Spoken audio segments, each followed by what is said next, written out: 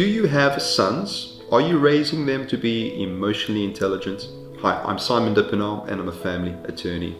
I'm not a parent, but as a family lawyer, I've witnessed a lot of family situations and a lot of violence against women.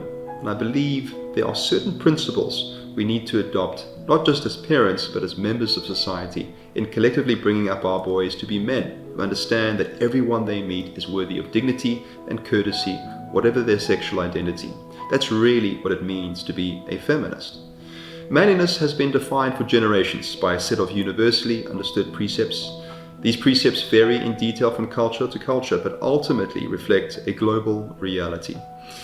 Around the world, men and women adhere to similar gender-based stereotypes in terms of relationship roles, domestic duties, and career paths. Men are reluctant to let go of these stereotypes because of the privileges associated with simply being male. But along with this privilege goes a narrowing of possibilities, of the range of activities available, of the spectrum of emotions that can safely be expressed. Men have the right to be liberated from these limiting patterns. Many parents are teaching their sons that if, for example, someone tries to steal their cell phone, they don't have to fight. It's just property. Walking away from a dangerous situation and staying alive is not cowardly. It's manly.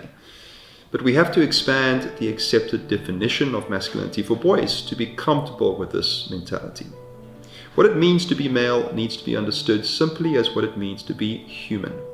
Donusia Melina Durbin is an executive coach who works with Fortune 500 clients. She's also a mother of 10. She's teaching her 5 sons to just be human. She says, and I quote, "I encourage them to seek out blankets, run themselves baths, make a warm drink. They've taught themselves how to self-soothe. I've tried to help them do that without questioning whether or not it's masculine. Otherwise, I'm going to raise boys who are dependent on women to help them look after themselves. It's a disempowerment for men," unquote. However, in the context of gender-based violence and femicide rates that are still stubbornly high, teaching boys to self-soothe is just not enough. We need to teach them to challenge their privilege, to question what they hear and see on social media and the internet, and to check each other's behavior.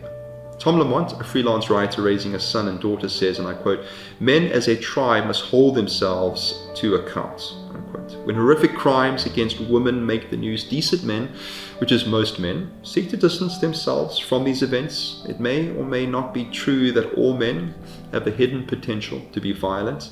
Either way, Lamont believes, and I quote, "The haters among us may be so lost in contempt they can only be reached by male criticism, male pressure, male example. If the perpetrators of sex crimes aren't being reached or punished by the law as it exists, perhaps what's left is for men to be better policed by their peers," unquote. Of course, not all men do horrific things to women, but all men have grown up within a system weighted against women.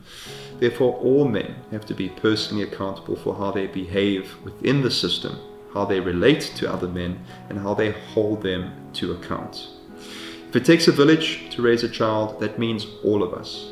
For parents of young sons, 2 expert developmental psychologists offer the following tips on how to raise emotionally intelligent feminist boys. The rest of us can apply this advice to other boys and young men in our lives. Number 1, listen.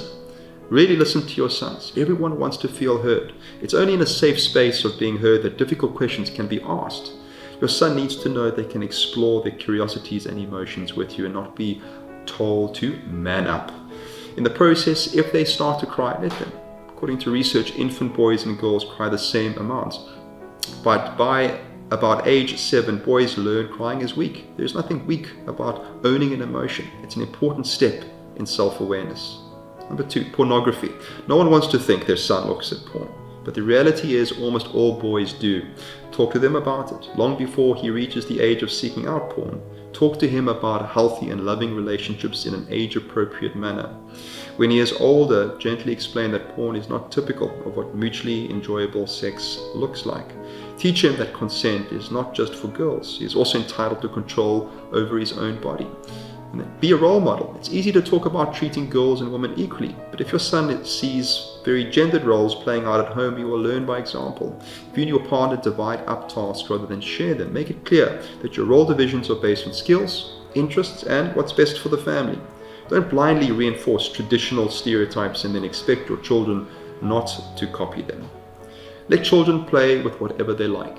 Don't define toys or games as for girls or boys. Allow your son to discover his interests rather than imposing stereotypical boys' activities. Equality is not just about girls. True equality allows both sexes to develop their own potential without limits and being imposed by gendered social conventions. When this happens, men will no longer feel the need to assert their dominance over women and behave in violent and controlling ways.